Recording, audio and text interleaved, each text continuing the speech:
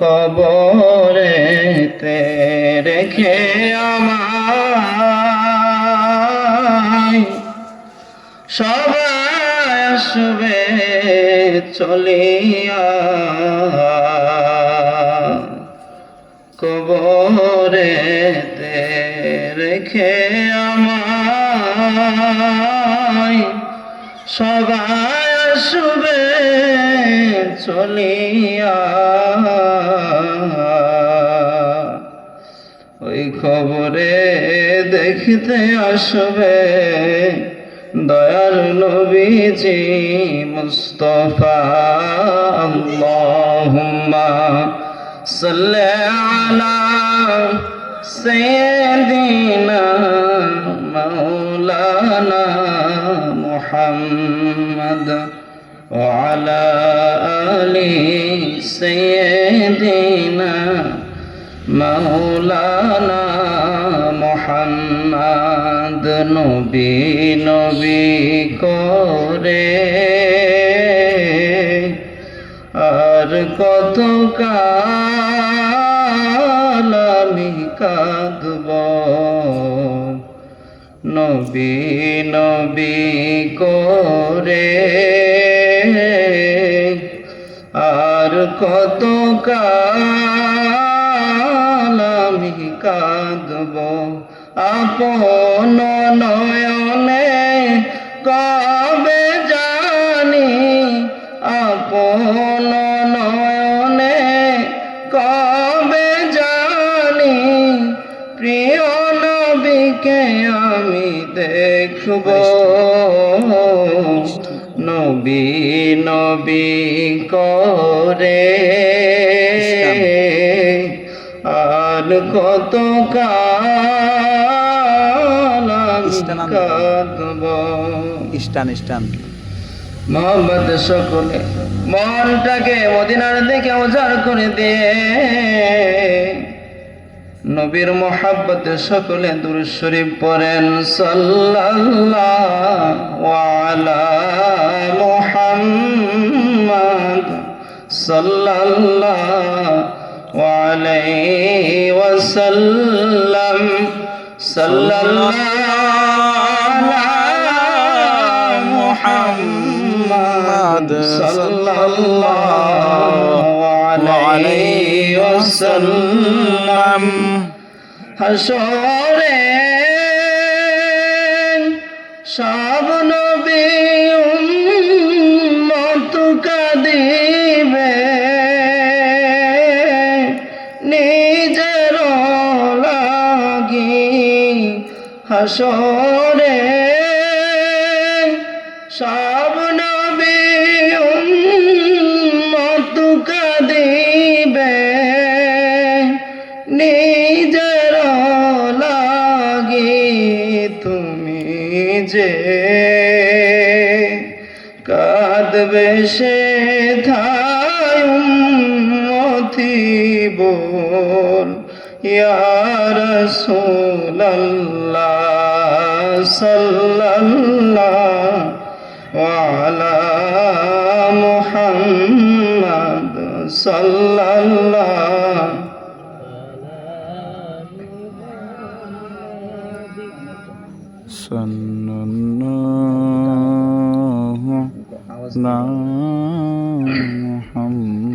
আল্লাহুম্মা সাল্লি ওয়া সাল্লিম ওয়া বারিক আলাইহি। 25তম বার্ষিক ইসালে সওয়াব মাহফিলে আজকের প্রধান মেহমান, প্রধান বক্তা, আমার মাথার তাজ সমতুল্য আসাতিজা ইকরাম, আমার বাবার সমতুল্য দাড়িপাকা মুরব্বিয়ানে আজম, দূর দূরান্ত থেকে আগত মুহিব্বিন মুতাআল্লিকিন, আমার প্যারে হাজিরিন, আল্লাহ পাক রব্বুল আলামিনের দরবারে লাখ কোটি শুকরিয়া যে মহান রব্বুল আলামিন আমাদেরকে শত ব্যস্ততাকে অপেক্ষা করে আল্লাহ পাক রব্বুল আলামিন আমাদেরকে কবুল করেছেন এই জান্নাতের বাগানে, এসে কিছু শোনার মতো আল্লাহ পাক রব্বুল আলামিন আমাদেরকে তৌফিক দান করেছেন। এজন্য মালিকের দরবারে সকলে শুকরিয়া আদায় করি। সকলে বলি আলহামদুলিল্লাহ, আর জোরে সকলে বলি আলহামদুলিল্লাহ। সম্মানিত হাজিরিন, লক্ষ কোটি দরুদ ও সালাম সৃষ্টির প্রধান আকর্ষণ, যিনি আল্লাহ পাক রব্বুল আলামিন, যাকে সৃষ্টি না করলে তামাম বিশ্বের কোনো কিছু সৃষ্টি হইতো না, সৃষ্টি করতেন না, সেই নবীর উপর, মার নবীর উপর সংক্ষেপে দরুদ পড়ি। সকলে বলি সাল্লাল্লাহু আলাইহি ওয়াসাল্লাম। শাবান মাসের প্রায় শেষ হয়ে গেল, সামনে রমজান মাস দেখতে দেখতে চলে আসলো। একটা বছর কিভাবে চলে গেল, চোখের পলকে একটা বছর শেষ হয়ে গেল। আমাদের জীবনের মূল্যবান একটা সময় আমাদের জীবন থেকে অতিবাহিত হয়ে গেল। জানি না আল্লাহ পাক রব্বুল আলামিন এই মাহফিলের সামনের বছর আমাদের এই মাহফিলটা কবুল করে কিনা। এজন্য আমি এলাকাবাসী, মহল্লাবাসীদেরকে অনুরোধ করব, আপনি বাড়িতে ঘুমাবার অনেক সময় পাইবেন, রাস্তাঘাটে দোকানপাটে ঘোরাফেরা করার অনেক টাইম আপনার হবে, কিন্তু এই জান্নাতের বাগানে, আল্লাহ না করুক সামনের বছর আপনি এই জান্নাতের বাগানে বসার সুযোগ আর নাও পাইতে পারেন। এজন্য অনুরোধ করব, আপনারা এই জান্নাতের বাগানে এই প্যান্ডেলের মধ্যে এসে সকলে বসে যান। সম্মানিত হাজিরিন, আমি পবিত্র কালামুল্লাহ শরীফ থেকে দুখানি আয়াত তেলাওয়াত করেছি। রাসূল পাক সাল্লাল্লাহু আলাইহি ওয়াসাল্লামের লক্ষ লক্ষ হাদিস থেকে একটা হাদিস খান আপনাদের সম্মুখে তেলাওয়াত করেছি। এরই সারসংক্ষেপ আপনাদের সামনে সংক্ষেপে আমি আলোচনা করব। আমার তৌফিক ইল্লা বিল্লাহ। আল্লাহ পাক রব্বুল আলামিন আমাদেরকে সৃষ্টি করেছেন দুইটা জিনিস দিয়ে, দুইটা একেবারে গুরুত্বপূর্ণ দুইটা একটা জিনিস আছে। একটা হচ্ছে আমাদের মেধা, জ্ঞান, বুদ্ধি, আরেকটা হচ্ছে আমার আপনার কলব, অন্তর। এখন দুনিয়াতে আমি আপনি এসেছি যার ওসিলায়, প্রিয় নবী সাল্লাল্লাহু আলাইহি ওয়াসাল্লামের ওসিলা আপনি আমি দুনিয়াতে এসেছি। এজন্য আমাদের অন্তরটাকে, আমাদের অন্তরের মধ্যে মহাব্বত কার থাকবে? একটু সকলে জোরে সোরে বলুন তো। নবীজির এবং আল্লাহর মহাব্বত থাকবে। কার মহাব্বত থাকবে? নবীজি এবং আল্লাহর মহাব্বত আমাদের অন্তরে জায়গা দিতে হবে। আল্লাহ রাসূল সাল্লাল্লাহু আলাইহি ওয়াসাল্লামের মহাব্বত যদি আমাদের দিলের মধ্যে থাকে, তাহলে বোঝা যাবে আমাদের উম্মত হিসেবে আমরা যে নবীর উম্মত, এটা আমরা দাবি করতে পারি। নবীর মহাব্বত যদি আপনার আমার দিলে থাকে, তাহলে আমরা দাবি করতে পারি আমরা নবীর উম্মত। এজন্য রাসূল পাক সাল্লাল্লাহু আলাইহি ওয়াসাল্লামের সাহাবায়ে কেরাম নবীজিকে অনেক ভালোবাসতেন, অনেক মহব্বত করতেন। বুজুর্গানে দিন, পীর মাশায়েখ নবীজিকে অনেক মহব্বত করতেন, ভালোবাসতেন। এই ভালোবাসা কিভাবে পাওয়া যায় সে চেষ্টায় সব সময় বিভোর থাকতেন। আল্লাহ রাসূল সাল্লাল্লাহু আলাইহি ওয়াসাল্লামের মহব্বত, নবীজির মহব্বত আমরা কিভাবে পাইতে পারি? নবীজি আমার তার নবীজির মহব্বত করেছেন এমন নজির যদি আমি আপনাকে চোখে আঙুল দিয়ে দেখাই দেই, আপনারা বুঝতে পারবেন সাহাবায়ে কেরাম নবীজিকে কেমন ভালোবাসতেন। উম্মত হয়ে তার থেকে বেশি ভালোবাসা আমাদের দরকার। সাহাবায়ে কেরাম নবীজিকে অনেক ভালোবাসতেন, নিজের জীবনের থেকে সাহাবায়ে কেরাম নবীজিকে ভালোবাসতেন। হযরত বেলাল রাদিয়াল্লাহু তাআলার ঘটনা আমরা সকলে জানি। হাবশে বেলাল সকল সাহাবে کرام বিলালকে ঘৃণা করত, কালো বলে বিলালকে কেউ ভালোবাসতো না, বিলালকে কেউ বিয়ে শাদী করতো না। হযরতে বিলাল মদিনাতে যখন আযান দিত, বিলালের আযানে ভোর হইতো, সকাল হইতো। আল্লাহ রাসূল সাল্লাল্লাহু আলাইহি ওয়াসাল্লাম যখন মিরাজ রাত্রে যায়, মিরাজ রাত্রে যাওয়ার সময় আল্লাহ রাসূল সাল্লাল্লাহু আলাইহি ওয়াসাল্লাম যখন আরশে মুআল্লায় যায়, কার পায়ের আওয়াজ যেন নবীজির কানে আসে। আল্লাহ রাসূল সাল্লাল্লাহু আলাইহি ওয়াসাল্লাম আল্লাহর কাছে জিজ্ঞাসা করলেন, ওয়ালি আমি আরশে আজিমে এসেছি, কার পায়ের যেন আওয়াজ পাইলাম। মালিক ডাক দিয়ে বলে, নবী আমার, এ আপনার বিলাল, বিলালের আওয়াজ আপনি এই আরশে মহল্লায় এসে শুনতে পাচ্ছেন। তাহলে নবীজিকে থেকে কেমন ভালোবাসতো।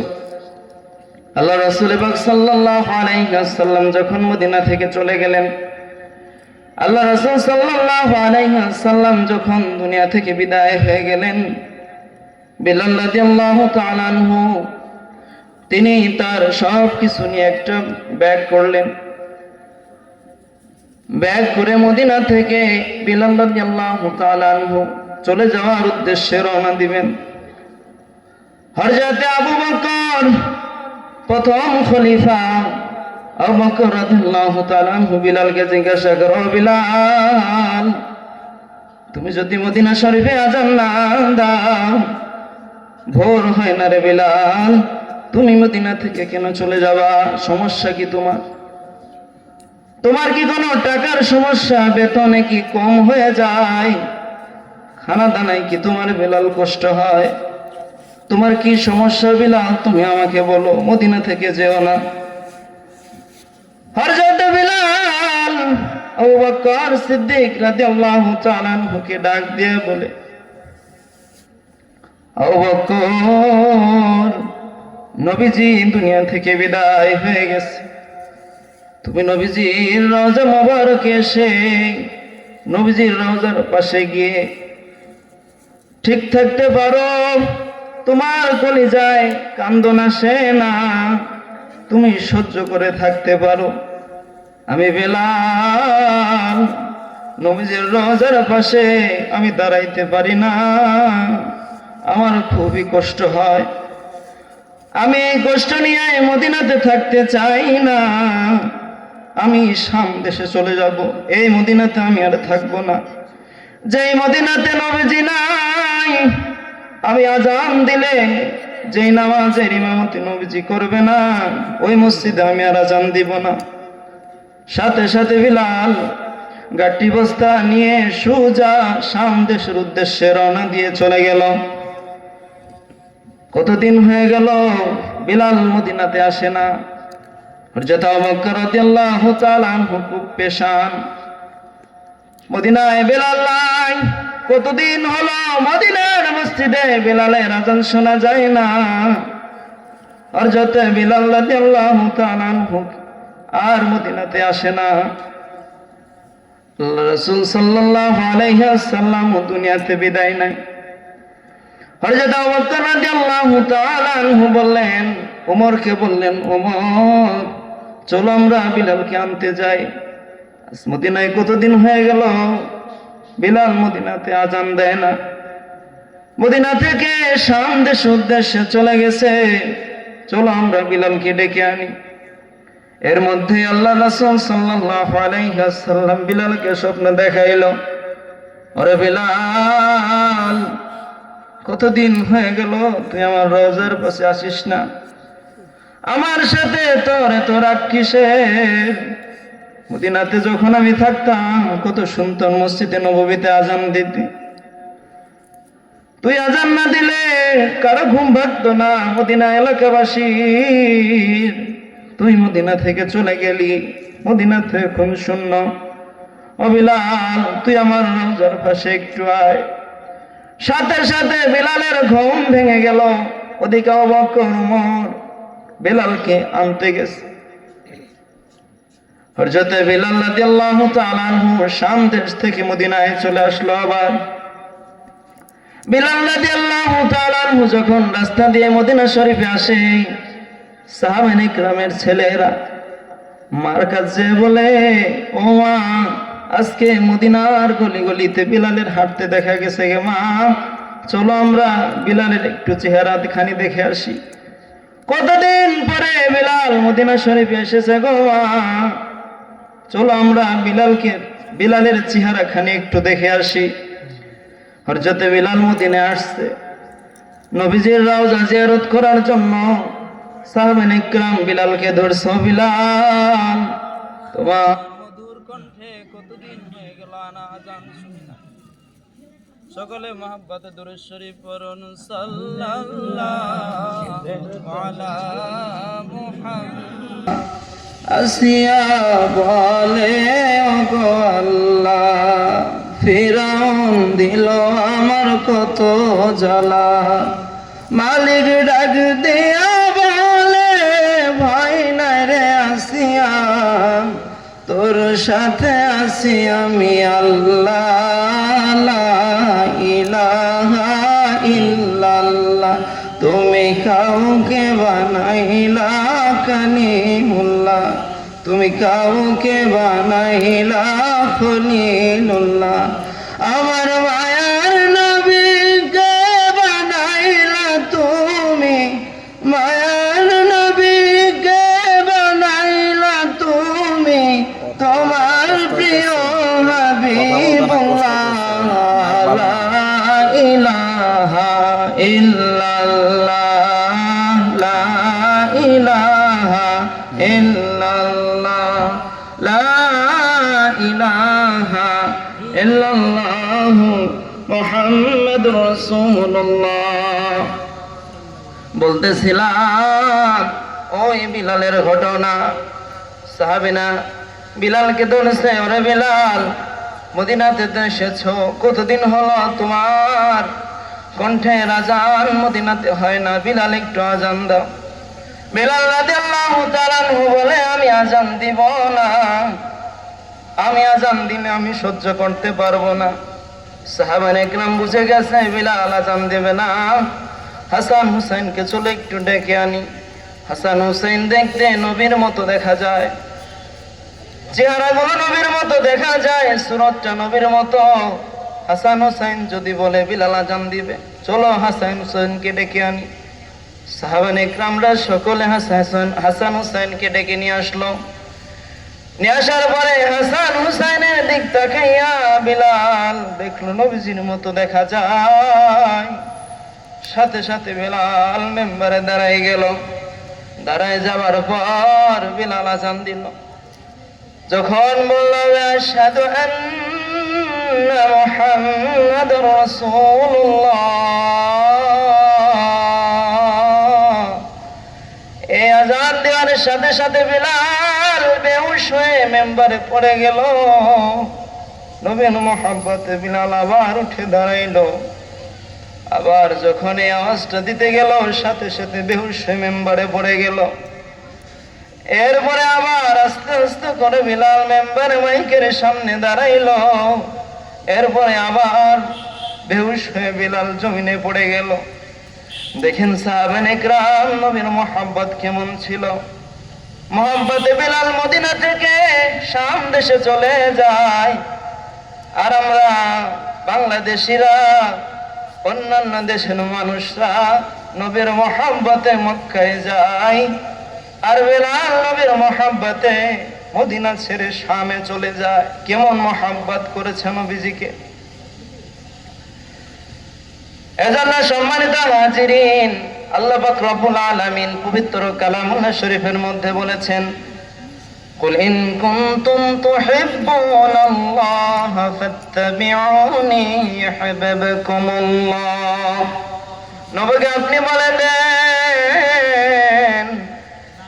কেউ যদি আমি আল্লাহকে ভালোবাসতে চাই, সে যেন আপনাকে, নবী গো, আপনাকে যেন ভালোবাসে। যদি আপনাকে ভালোবাসে,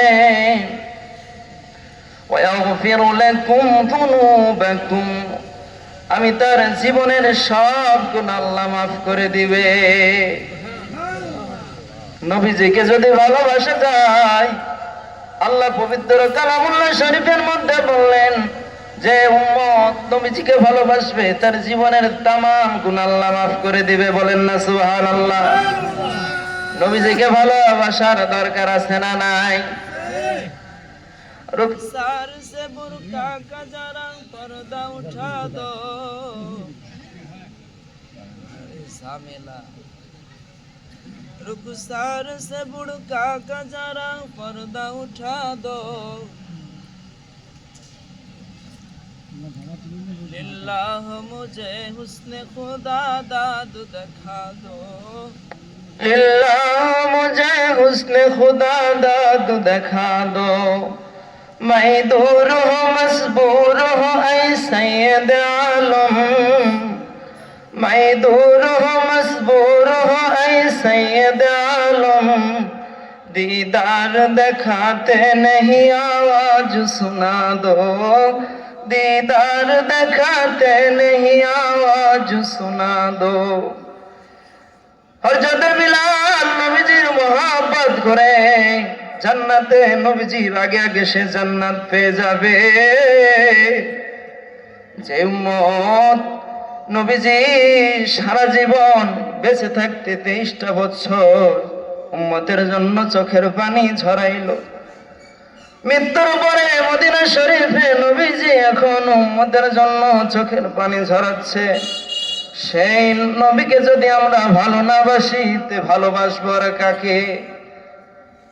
আল্লাহ রাসূল সাল্লাল্লাহু আলাইহি ওয়াসাল্লামের ভালোবাসা মুহাব্বত, এটা একজন ইমানদারের একটা ঈমানি পরিচয়।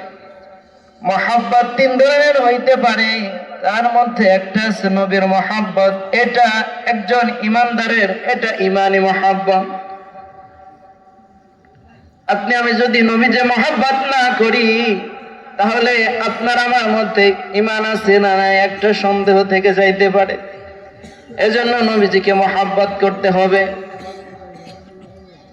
আল্লাহ রাসূল সাল্লাল্লাহু আলাইহি ওয়াসাল্লামের সাহাবারা নবীজিকে কেমন ভালোবাসতো আর একটা নজির চলেন শুনে আসি। হযরত রাসূল পাক সাল্লাল্লাহু আলাইহি ওয়াসাল্লাম তার জীবনে এই 63 বছর জীবনে 100 যুদ্ধ করেছেন। তার মধ্যে 2 নম্বর যুদ্ধ হলো উহুদের যুদ্ধ। আল্লাহ রাসূল সাল্লাল্লাহু আলাইহি ওয়াসাল্লাম উহুদের যুদ্ধের অবস্থা আপনারা সকলেই জানেন, লম্বা ঘটনা। আল্লাহ রাসূল সাল্লাল্লাহু আলাইহি ওয়াসাল্লাম উহুদের যুদ্ধে রক্তাক্ত অবস্থায় কাফেররা আল্লাহ রাসূল সাল্লাল্লাহু আলাইহি ওয়াসাল্লামের দাঁত মোবারকখানি ফেলে দিয়েছে, মাথার বর্মটা চল দিয়ে ঢুকে গেছে। নবীজি রক্তাক্ত অবস্থায় উহুদ পাহাড়ে আশ্রয় নিল। হযরত তালহা রাদিয়াল্লাহু তাআলা আনহু নবীজির হেফাজত করার জন্য, নবীজিকে সাপোর্ট দেওয়ার জন্য হযরত তালহা রাদিয়াল্লাহু তাআলা আনহু নবীজির সামনে দাঁড়ায় গেলেন। হযরত তালহা নবীজির সামনে দাঁড়ায় গেল। আল্লাহর রাসূল সাল্লাল্লাহু আলাইহি ওয়াসাল্লাম রক্তাক্ত অবস্থায় উহুদ পাহাড়ে আশ্রয় নিয়েছে। সাহাবায়ে কেরাম কাফেররা ঘোষণা দিয়ে দিল নবীজি দুনিয়া থেকে বিদায় হয়ে গেছে। কাফেরের এই ঘোষণা শোনার সাথে সাথে সাহাবায়ে কেরামের মনটা একেবারে নরম হয়ে গেল। যার জন্য যুদ্ধে এসেছি, যার জন্য এই জীবনটাকে কোরবান করতেছি, সে যেহেতু দুনিয়াতে নাই, এই দুনিয়া থেকে আর লাভ নাই। সাহাবায়ে কেরাম কাফেরদের হাতে একের পর এক মারা যাচ্ছে, একের পর এক শাহাদাত বরণ করতেছে। হযরত তালহা রাদিয়াল্লাহু তাআলা আনহু দেখলেন অবস্থা বেশি ভালো না। তালহা রাদিয়াল্লাহু তাআলা আনহু রক্তাক্ত অবস্থায় শরীরে তীর লাগা। তালহা রাদিয়াল্লাহু তাআলা আনহু বললেন, নবী গো, ও আমার নবীজি, সাহাবায়ে কেরাম তো দুর্বল হয়ে গিয়েছে। কাফেররা বলেছে নবী আপনি দুনিয়াতে নাই। সাহাবায়ে কেরাম পাগলের মতো হয়ে গেছে। আপনি আমার পিঠের উপর পানা দিয়ে নবী গো সাহাবীদেরকে একটু হাত তুলে ইশারা দেন আপনি মরেন নাই, আপনি জীবিত আছেন। আল্লাহ রাসূল সাল্লাল্লাহু আলাইহি ওয়াসাল্লাম সাহাবীদের দিকে তাকিয়ে বললেন, ও আমার সাহাবীরা, আমি দুনিয়াতে এখনো মরি নাই, দুনিয়াতে এখনো বেঁচে আছি, তোমরা যুদ্ধ চালিয়ে যাও। এই ঘোষণা শোনার সাথে সাথে সাহাবায়ে কেরাম আবার যুদ্ধ শুরু করে দিল। আল্লাহ রাসূল সাল্লাল্লাহু আলাইহি ওয়াসাল্লাম রক্তাক্ত কাফেরদের থেকে একের পর এক তীর আসতেছে। হযরত তালহা রাদিয়াল্লাহু তাআলা আনহুর সামনে দাঁড়ায় গেলেন। তালহা রাদিয়াল্লাহু তাআলা আনহু বললেন, বুখারী শরীফের হাদিসের মধ্যে এটাই আছে, জাসাদি আমামি জাসাদি, নবী গো আপনার শরীরের সামনে আমার দেহ মোবারক আছে, আপনার দেহ মোবারকের সামনে আমার শরীরটা নবী গো আছে। আমি তালহা যত সময় আমার এই দেহটা থাকবে, কাফেরদের একটা তীর আপনার শরীরে আমি রাখতে দেব না, একটা তীর আপনার শরীরে রাখতে দেব না। আল্লাহ রাসূল সাল্লাল্লাহু আলাইহি ওয়াসাল্লাম তালহা রাদিয়াল্লাহু তাআলা আনহুর পাশ থেকে একটু ক্যামেরা দেখতে চাইলেন, সাহাবীরা যুদ্ধ করতেছে, কেমন যুদ্ধ করতেছে একটু দেখার জন্য। হাদিসের মধ্যে লেখে তালহা রাদিয়াল্লাহু তাআলা আনহুর জবান থেকে বেরিয়ে গেল, লা তুসরিফু ইয়া রাসূলুল্লাহ, ও নবী গো আপনি উকি মারবেন না, আল্লাহর দোহাই লাগে গো নবীজি আপনি উকি মারবেন না, না জানি কাফেরদের থেকে একটা ভুলভাল তীর এসে আপনার শরীরে লেগে যায়, অথচ আমি তালহা আপনার সামনে দাঁড়িয়ে আছি গো নবীজি। হযরত তালহা রাদিয়াল্লাহু তাআলা আনহু নবীজির সামনে ঢাল স্বরূপ খাড়ায় গেলেন। কাফেররা একের পর এক উহুদ পাহাড়ের দিকে তীর ছোড়ে। তালহা রাদিয়াল্লাহু তাআলা আনহু নবীর সামনে দাঁড়ায় গেলে এভাবে একের পর এক তীর এসে তালহা রাদিয়াল্লাহু তাআলা আনহুর শরীরে লাগতে লাগতে তালহা রাদিয়াল্লাহু তাআলা আনহু বেহুশ হয়ে নবীজির কদম মোবারকে পড়ে গেছে। এরপরেও নবীজিকে বলে, নবী গো আপনি কি মারবেন না, নবী গো আপনি একবার মৃত্যুর আগে আমাকে বলে যান আমি কি আপনার জন্য আমার জীবনটা দিতে পারিছি কিনা, আপনার জবান থেকে আমি শুনে যাই মৃত্যুর আগে আমি আপনার জন্য আমার জীবনটা কুরবান দিতে পেরেছি কিনা।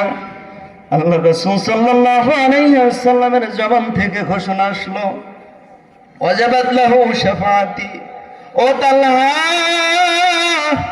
কিয়ামতের দিন যদি কারো আমি সুপারিশ নাও করি রে তালহা, তোমার জন্য আমার সুপারিশ করা ওয়াজিব করে গেছো তুমি। সুবহানাল্লাহ। নবীজিকে এমন ভালোবাসতেন সাহাবায়ে কেরাম। এই উহুদ যুদ্ধেই হযরত তালহা রাদিয়াল্লাহু তাআলা আনহু দুনিয়া থেকে বিদায় হয়ে গেছে, শাহাদাতের দরজায় পৌঁছে গেছে। আল্লাহ রাসূল সাল্লাল্লাহু আলাইহি ওয়াসাল্লামের কাফেররা যখন লড়াই দিছে নবীজি দুনিয়াতে বেঁচে নাই, সাহাবায়ে কেরাম মক্কার অলিগলিতে মদিনার অলিগলিতে ছড়াই দিছে নবীজি দুনিয়াতে নাই। একজন পাগলা মহিলা নবীজির প্রেমে পাগলের মতো ছুটে আসছে, নবীজি মদিনাতে নাই, দুনিয়া থেকে বিদায়, নবীজি আর আমাদের সামনে আসবে না। ওই মহিলা দৌড়ে আসছে, দৌড়িয়ে যায়। সাহাবায়ে কেরাম বলে, ও মহিলা তুমি পাগলের মতো কেন দৌড়াচ্ছ? মহিলা বলে, কোনো কথা বলার আমার সময় নাই, নবীজি কেমন আছে আমার দেখতে যাইতে হবে, আমি নবীজিকে দেখতে যাচ্ছি। এক সাহাবী ডাক দেয়া বলে, ও মহিলা উহুদ যুদ্ধে তো তোমার সন্তান শাহাদত বরণ করেছে। মহিলা বলে, আমার সন্তান শাহাদত বরণ করেছে তাতে আমার কোনো আফসোস নাই, নবীজি কেমন আছে সেটা বলো। মহিলা আবার দৌড় দিয়ে যায়। এক সাহাবী আর বলে, ও মহিলা উহুদ যুদ্ধে তোমার স্বামী শাহাদত বরণ করেছে। মহিলা ডাক দিয়ে বলে, আমার সন্তান গেছে কোনো আফসোস নাই, আমার স্বামী শাহাদতের দরজায় গেছে কোনো সমস্যা নাই, আমার নবীজি কেমন আছে আমার কাছে একটু বলো। পাগলের মতো দৌড়াইতে দৌড়াইতে ওই মহিলা নবীর দরবারে এসে উপস্থিত। নবীজির চেহারা মোবারকের দিকে তাকাইয়া সাথে সাথে পড়তে লাগলেন। বুখারী শরীফের হাদিসের মধ্যে আছে, কুল্লু মুসিবাতিন বাদা কাযালাল। নবীজির চেহারা দেখার সাথে সাথে মহিলার জবান থেকে চলে আসলো, আমি নবীজির চেহারা মোবারক দেখেছি, আমার আর কোনো চিন্তা পেশা নেই, আমার মেধার মধ্যে, আমার অন্তরের মধ্যে কোনো দুঃখ কষ্ট নাই। নবীজির চেহারা মোবারক দেখার সাথে সাথে ওই মহিলা তার সন্তান মারা গেছে, স্বামী মারা গেছে, কিচ্ছু মনে নাই। নবীজিকে কেমন ভালোবাসতো সাহাবায়ে কেরাম, নবীজিকে কেমন ভালোবাসতো। আল্লাহ রাসূল সাল্লাল্লাহু আলাইহি ওয়াসাল্লাম যখন সাহাবায়ে কেরামের দিয়ে চুল কাটাইতেন, চুল মোবারক, হযরত ইবনে ওমর হাদিসের মধ্যে লেখে, হযরত ইবনে ওমর দূর থেকে দেখতে পাইতেন নবীজির চুল মোবারক কাটতেছে। সাহাবায়ে কেরাম নবীজির পাশে বসে এইভাবে দুহাত বিছিয়ে রাখতো। হযরত ইবনে ওমর দেখে, দূর থেকে দেখে সাহাবীরা এইভাবে হাত নবীজির মাথার চারপাশে হাত দিয়ে রয়েছে, নবীজির মাথার পাশে এভাবে হাত দিয়ে রয়েছে। হযরত ইবনে ওমর দূর থেকে দেখতে স্পষ্ট দেখা যায় না, কাছে এসে দেখে সাহাবায়ে কেরাম নবীর মাথার চারপাশে এভাবে হাত দিয়ে রয়েছে। বলো, আমার সাহাবীরা তোমরা এভাবে রয়েছে কেন? সাহাবীরা জবাব দেয়, নবীর চুল মোবারক একটা যেন মাটিতে না পড়ে। সুবহানাল্লাহ।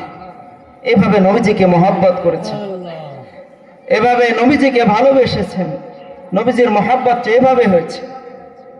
এজন্য আমাদের নবীজিকে মহব্বত করতে হবে কিভাবে? নবীজি তো দুনিয়াতে নাই, নবীজির মহব্বত এখন কিভাবে করতে হবে? আল্লাহ রাসূল সাল্লাল্লাহু আলাইহি ওয়াসাল্লাম হাদিসের মধ্যে বলেছেন, মান আহাব্বা সুন্নতি ফাকাদ আহাব্বানি। যে ব্যক্তি আমার সুন্নতকে ভালোবাসলো সে যেন আমাকে ভালোবাসলো। ওমান আহাব্বানি কানা মাই ফিল জান্নাহ। যে আমাকে ভালোবাসলো সে আমার সাথে জান্নাতে থাকবে। এই দুনিয়ায় যে জন যাকে ভালোবাসিবে, কিয়ামতে তার সাথে তার হাসর হবে। আমায় ভালোবাসবি যদি জান্নাতে যাবি, উপারেতে যাওয়ার লাগি তৈয়ার করছো কি তুমি? উপারেতে যাওয়ার লাগি তৈয়ার করছো কি? আর কিছু নাই রাসূল তোমায় ভালোবেসেছি, উপারেতে যাওয়ার লাগি তৈয়ার করছো কি? উপারেতে যাওয়ার লাগি তৈয়ার করছো কি? ওমা আলাইনাল বালাগ। আসসালামু আলাইকুম ওয়া রাহমাতুল্লাহ।